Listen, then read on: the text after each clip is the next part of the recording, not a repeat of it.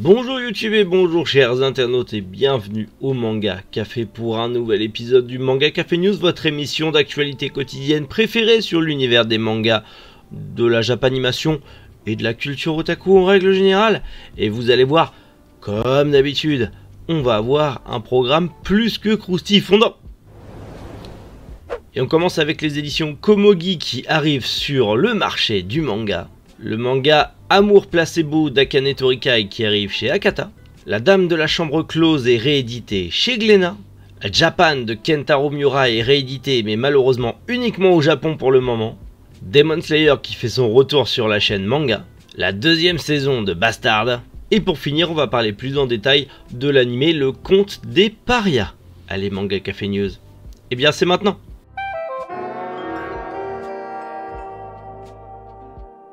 Une nouvelle maison d'édition arrive sur le marché du manga en France, les éditions Komogi, et pas Komugi, hein, pas la nana dans Hunter x Hunter là, qui joue au Go avec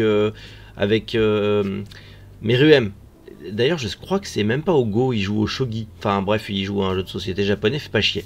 Mais du coup là on va parler d'un manga qui parle du jeu de Go. Ah, t'as vu la transition incroyable, c'est magnifique, bravo. Du coup, The Lion in Manga Library, qui parle pas de manga et encore moins de librairie et qui parle pas de lion, ça parle de jeu de Go. C'est un manga taïwanais de Xian Dao et en gros, pour une histoire courte en 4 tomes, on va y suivre un petit peu le milieu professionnel des joueurs de Go.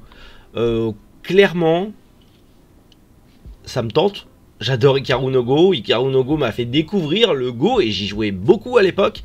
J'ai envie de vous dire, là, ça sera un achat Day One. Hein. C'est prévu pour le 27 janvier au prix de 7,95 € le manga. Et comptez sur moi pour vous en reparler dès que je l'aurai parce que clairement, ça a l'air d'être une bonne petite découverte pour cette année. Et en plus, voilà, on va soutenir une nouvelle maison d'édition et ça fait plaisir. Un nouveau manga d'Akane Torikai arrive aux éditions Akata.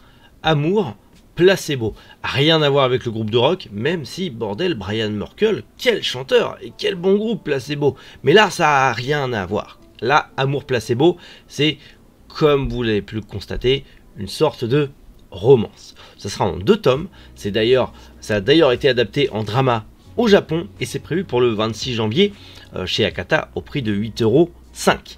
Et du coup, ouais, les 5 centimes, ça fait tout. Et du coup, de quoi ça parle? En gros, on va y suivre Saito, qui est un professeur d'art qui est un peu fauché. Hein. C'est un prof d'art, il est un peu fauché. Et il est seul, il s'ennuie, il n'arrive pas à se trouver de femme parce qu'il rentre pas dans le cadre du salaryman que toutes les femmes cherchent à avoir pour se mettre à l'abri. Il est un peu en marge de la société. Et un jour, il va rentrer dans une maison close pour... un petit peu, voilà, avoir un peu de compagnie et faire ce qu'il a à faire. Hein. Tu vas là-dedans, c'est que tu as une idée en tête. Mais il va rencontrer une jeune fille qui est dans la maison close, c'est Rika, avec qui il va, au fur et à mesure, avoir une sorte de petite intimité et potentiellement créer des sentiments et potentiellement créer une sorte d'histoire d'amour. Mais est-ce que c'est pas justement une histoire d'amour placebo, c'est-à-dire une histoire d'amour fictive, juste pour se guérir d'un mal réel, comme les médicaments placebo. Le terme placebo vient du fait que on te donne un médicament te faisant croire que ça te fait guérir, et en fait ça te fait pas guérir, mais toi tu es tellement persuadé que tu guéris que tu guéris, du coup. C'est ce qu'on appelle l'effet placebo, renseignez-vous dessus, c'est plutôt cool. Et en plus de ça, Akane Torikai, pour la sortie de ce manga, a refait 2 jaquettes exclusives, 2 visuels totalement exclusifs pour l'arrivée d'Amour Placebo en France. Et ça c'est plutôt cool. Et ça a l'air d'être une histoire touchante. Maintenant, autant je pense que c'est peut-être une histoire à valeur humaine. Donc c'est peut-être une histoire qui pourrait m'intéresser. Je sais pas si je vais m'y pencher dessus ou pas. Mais dans tous les cas, si vous aimez voilà, les histoires vraiment à la limite entre la romance et le drame, si on peut classer ça comme ça, je pense que ce manga peut vous plaire. Et de toute façon, si vous connaissez l'autrice, à mon avis, vous allez l'acheter. Vous allez le lire. Parce que clairement, vous connaissez la qualité de travail d'Akane Torikai si vous la connaissez. Une nouvelle qui fait extrêmement plaisir puisque les éditions Glénat vont rééditer La Dame de la Chambre Close de Minetaro Mochizuki. et Minetaro Michizuki, c'est un excellent manga. Faut savoir que La Dame de la Chambre Close est considérée un peu comme un one-shot horrifique, même si techniquement, c'est pas réellement de l'horreur. Enfin, il y a une part d'effroi et une part de subtilité aussi derrière. C'est prévu pour le 19 avril, cette réédition, ça sera un grand format au prix de 10,95 €. Voilà, ça fait toujours plaisir. Et en gros, si vous ne connaissez pas l'histoire, on va la faire simple. Imaginez, vous êtes seul chez vous et un soir, vous voyez toujours la même femme, grande, le visage ovale, les cheveux longs noirs devant, un peu comme Kayako, mais avec un imperméable un peu sombre, enfin blanc, mais blanc bizarre. Ça ressemble à Kayako, quoi, clairement. Et elle sonne toute la nuit chez ton voisin. Puis au bout d'un moment, elle veut venir chez toi, utiliser ton téléphone, et elle te harcèle tous les soirs, tout le temps, à la même heure. C'est qui? Pourquoi? Comment? Est-ce que tu vas réussir à t'en débarrasser? Est-ce que c'est un mauvais fantôme qui veut du mal, ou si c'est réellement une femme un peu chelou qui se sent seule? Va savoir. Bah, c'est ça le principe justement de La Dame de la Chambre Close. C'est un bon manga. Alors c'est un manga old school parce qu'il date un peu et faut aimer le genre, mais si vous avez aimé tout ce qui est un petit peu horreur, si vous avez découvert récemment les mangas à suspense et mangas d'horreur, pour le plus connu Junji Ito, vous allez aimer ce manga clairement.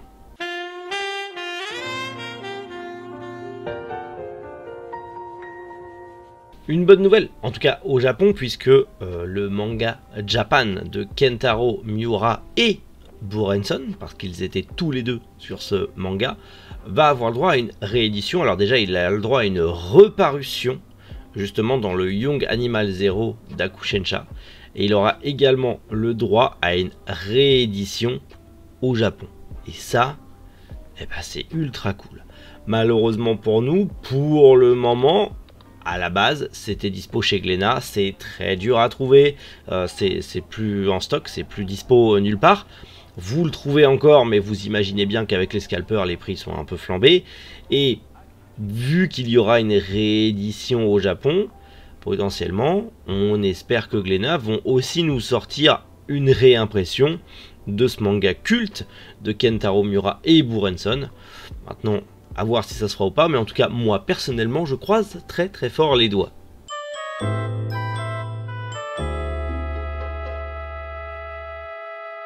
Demon Slayer revient sur la chaîne manga avec la saison 2, l'adaptation du Train de l'Infini et du Quartier des Plaisirs. Depuis le 6 janvier, vous avez un épisode chaque vendredi à partir de 21h10 en VOST sous-titré. Et j'ai vraiment pas souvenir qu'à l'époque où je regardais manga quand j'étais ado, où il y avait des animés en VOST sous-titrés. Fallait aller sur internet pour les avoir, mais j'ai pas souvenir que ça existait. Alors peut-être que ceux de ma génération pourront me dire, bah si, rappelle-toi, il y avait celui-là, et du coup je me dirais, ah mais oui, c'est vrai, mais j'ai pas souvenir qu'il y avait ça sur la chaîne manga. Mais en tout cas, si jamais vous avez accès à la chaîne manga et que vous n'avez pas encore vu la saison 2 de Demon Slayer, c'est dispo. En tous les cas, même si vous n'avez pas accès à la chaîne manga, vous savez comment faire pour voir la saison 2. Une deuxième saison pour Bastard Heavy Metal Dark Fantasy qui arrivera sur Netflix cette année. C'est annoncé, il y aura une deuxième saison à la nouvelle adaptation animée de Bastard qui arrivera sur Netflix. Et bon Dieu que cette saison a été cool. En plus, on a une petite bande-annonce, on va pas bouder le plaisir. Mais cette saison a été très très cool. C'était très cool de revoir Dark Schneider. C'était très cool de voir du coup Bastard réadapté dans un animé plus récent. J'ai très hâte de voir la suite, surtout que ça a fait découvrir le manga Bastard à beaucoup. Je l'ai vu même chez certains jeunes youtubeurs qui étaient en mode je vais découvrir Bastard, parce que du coup Glénat en a profité pour réimprimer à balle les tomes de Bastard, et c'est très cool parce que j'ai pu compléter la série. Enfin du coup il manque juste le dernier tome qui est encore en rupture de stock un peu partout, et ça c'est dommage. Par contre, j'espère que du coup, vu que l'anime a du succès et qu'il y a une saison 2, que le mangaka va se bouger le fion et enfin nous finir le manga. Ça fait des années qu'on attend la suite. Et j'espère qu'un jour il va le finir, parce que de base le manga devrait être déjà fini. Mais finalement il a tiré sur la corde pour continuer. Alors il y a eu des rumeurs au Japon comme quoi il y avait le prochain tome était en cours. On le voyait sur son Twitter où il dessinait, il publiait des pages de son manga qu'il était en train de faire et tout ça. Mais depuis plus rien. Pas de prépublication encore annoncée, c'est comme Togashi avec Hunter x Hunter. On sait jamais quand est-ce qu'il va nous sortir un chapitre et on sait jamais quand est-ce qu'on aura un nouveau tome. Maintenant, bordel, j'ai hâte de savoir la fin de Bastard. Parce que on n'a pas... Enfin, entre Bastard, Berserk et Hunter x Hunter, on se demande si un jour on aura la fin. Même si, pour Berserk, bon, c'est pas grave. Respect pour l'auteur. Mais j'espère quand même que l'auteur de Bastard nous pondra une fin, et une fin digne de ce nom, parce que le manga est incroyable. L'animé, enfin en tout cas l'adaptation animée du manga Le Conte des Parias, vient d'annoncer une bonne nouvelle. Vous le savez, le simulcast a commencé avant-hier, hein. Il est dispo, le premier épisode est dispo sur Crunchyroll d'ailleurs, mais ça couvrira du coup l'entièreté du manga. L'animé fera l'entièreté du manga. Alors est-ce qu'il y aura des rajouts ou quoi que ce soit, on ne sait pas.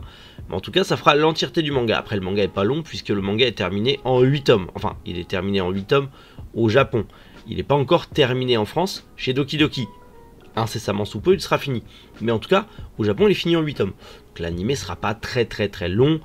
Clairement, une saison suffira parce que vous le savez à peu près, une première partie d'une saison d'animé, ça correspond à 5 tomes en moyenne. Je dis bien en moyenne. Donc 8 tomes, vous imaginez bien qu'une saison ça suffira et basta. Maintenant à voir est-ce que ça sera coupé ou pas.